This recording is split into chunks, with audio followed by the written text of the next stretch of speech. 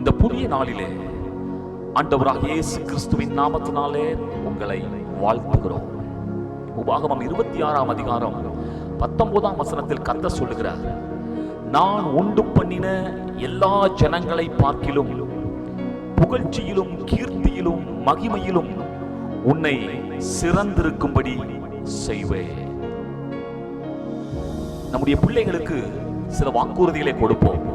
நான் இதை உனக்கு செய்வேன், இந்த காரியத்தில் இதை நான் உனக்கு வாங்கி தருவேன் என்று சில வாக்குறுதிகளை கொடுக்கும் பொழுது அந்த வாக்குறுதிக்காக நாம் எதை தியாகம் செய்தாலும் அதை நிச்சயமாய் நிறைவேற்றுவோம். ஏனென்றால் நாம் வாக்குறுதி கொடுத்து விட்டோம்.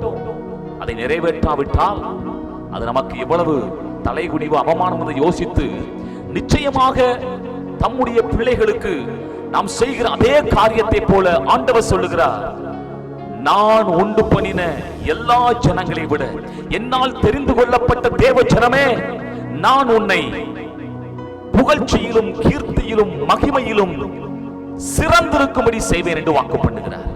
எங்கெல்லாம் தலை குனிந்தீர்களோ அங்கே உங்கள் தலை நிமிர்த்தப்படும். எங்கெல்லாம் அவமானப்பட்டீர்களோ அங்கெல்லாம் ஆண்டவர் உங்கள் தலையை உயர்த்தி காண்பிப்பார். பிரியமானவர்களே, அவர் சொன்ன வார்த்தையை நிச்சயம் நிறைவேற்றுவார். தம்முடைய ஜனத்தை புகழ்ச்சியினாலும் கீர்த்தியினாலும் மகிமையினாலும் சிறந்திருக்கும்படி செய்வார். இந்த வார்த்தையை நம்புவோம். இந்த வார்த்தையின்படியே கர்த்தர் நம்மை ஆசீர்வதிப்பாராக. ஆமென்.